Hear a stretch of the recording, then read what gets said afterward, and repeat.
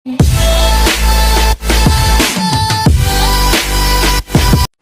mga lods, meron tayong gagawin. Yan, dye din.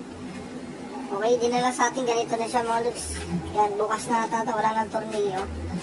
Okay, buksan na rin natin dahil wala naman natin tornilyo.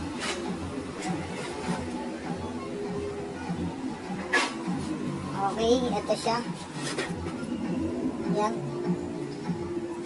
Ngayon, mukhang tinignan na rin ito mga lods kasi itong power supply niya. Ayan, pinutot na, sinilip siguro. Hindi na natin alam kung ano problema. Walang power or walang output. Okay, check na lang natin siya bago natin siya i-power on. Okay.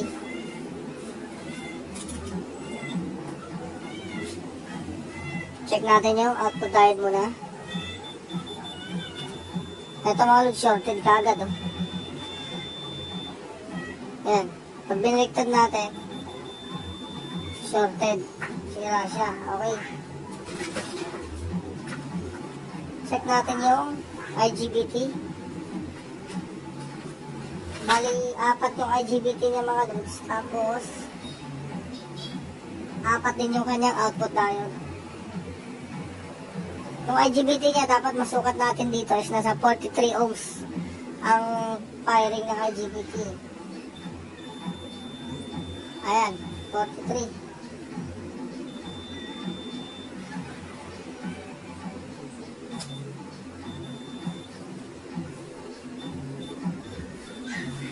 Okay, buo naman yung 4 na IGBT. Next, check natin yung MOSFET driver. MOSFET driver IT ng mga loads. Check natin.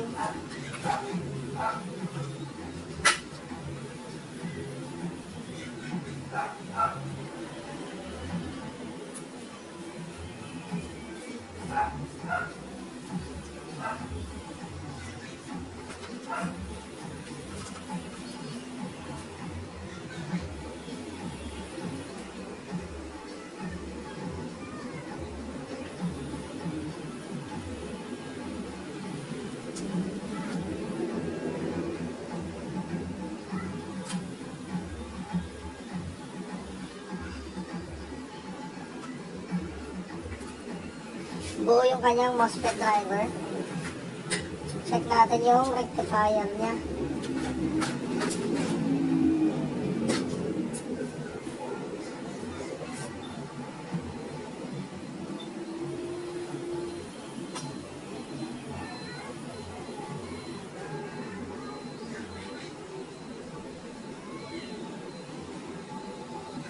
Okay, good then. Pwede natin i-power ito mga loads. Titingnan natin kung anong error niya kasi shorted yung kanyang output diode. Makikita natin dito mga loads yung error.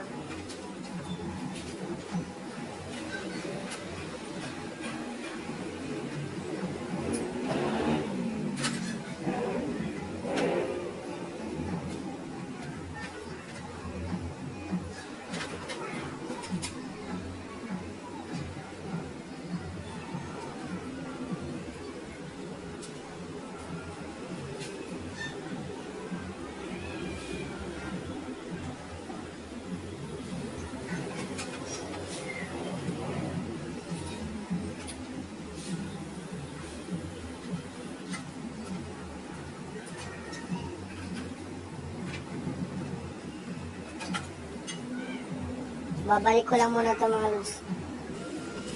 Okay mga loads yan. Binalik ko muna yung kanyang front. Ayan. Okay, power na natin siya. Dahil shorted ito kanyang diode mga loads. Titingnan natin kung anong problema kapag ka-shorted itong diode. Ayan, power natin. Yun. Nagbi-blink siya. No? Pinatay na natin sa mga loads. Nagbi-blink siya. Pwedeng masunog na yung diode natin na yun. Okay, dahil shorted siya, pwedeng uminit or pumutok. Okay, buksan na natin.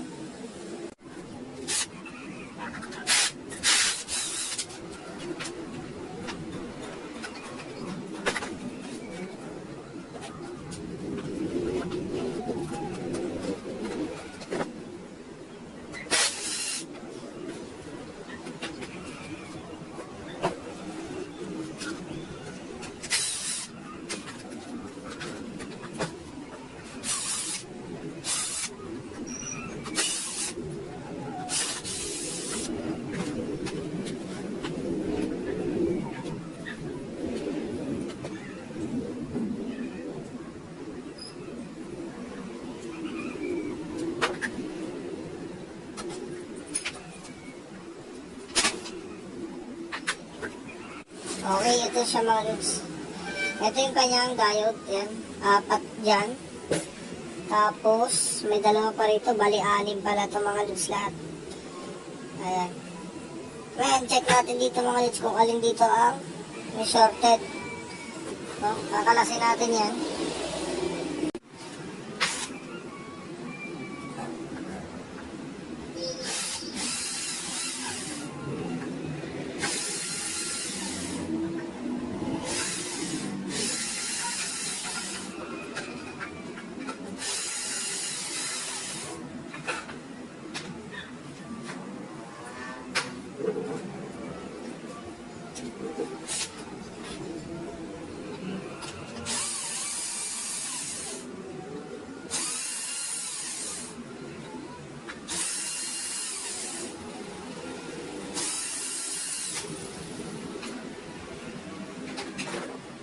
Okay, check natin.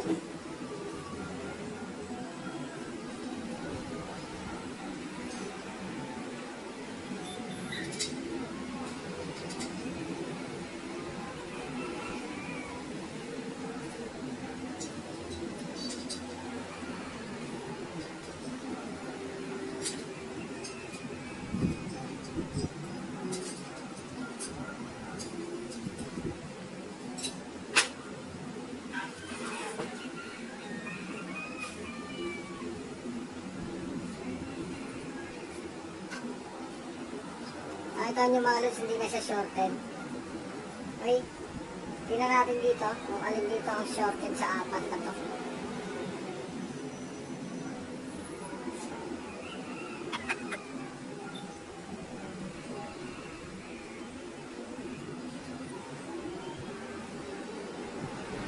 Okay, good. Pangalawa. Oo din, pangatlo. Oo, pang-4. Ito pangalog yung pang-4. Yan yung shorted. Okay, kakalasin natin.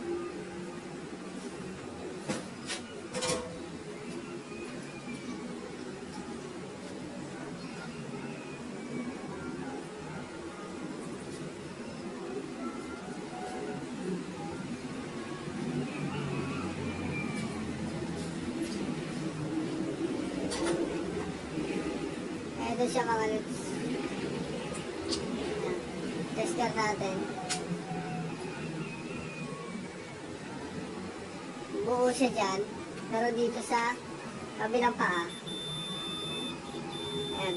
Short. Papalitan natin ito mga lods.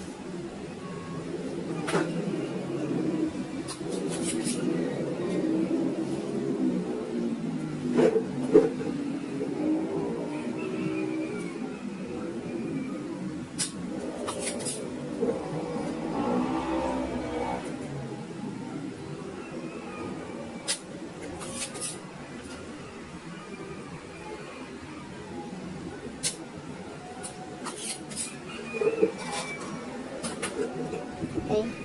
Ito yung value niya.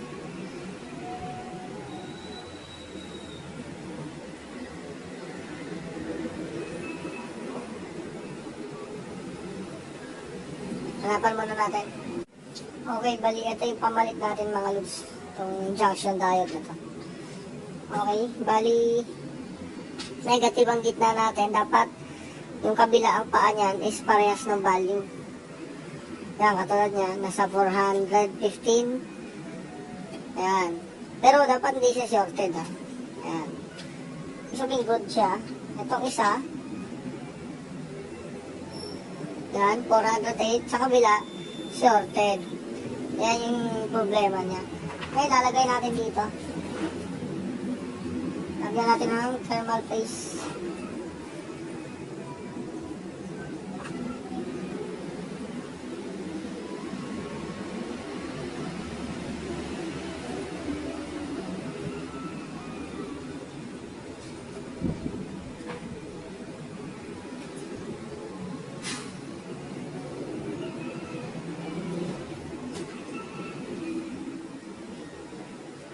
I-fix muna natin siya.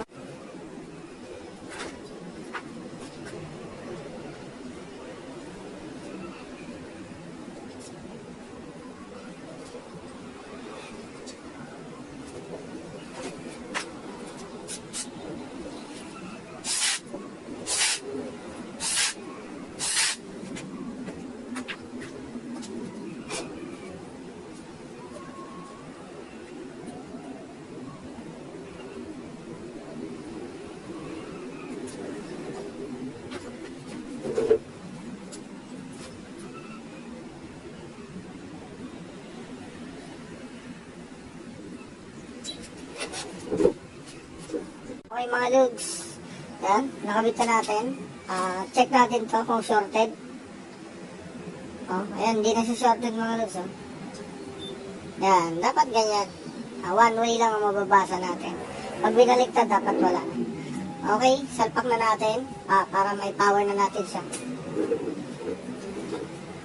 Okay mga lods, yan. Nakabit na natin yung diode. Yan, inassemble na natin.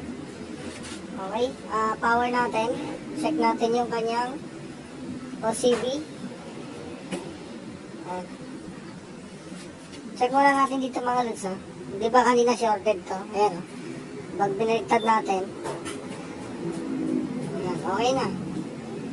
Okay, DC volts. Test natin. Power on. 61 volts.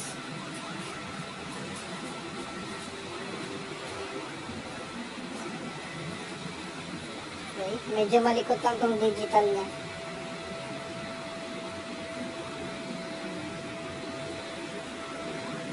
Okay, testing na lang natin ito ng welding mga lods. Okay, testing natin siya mga lods.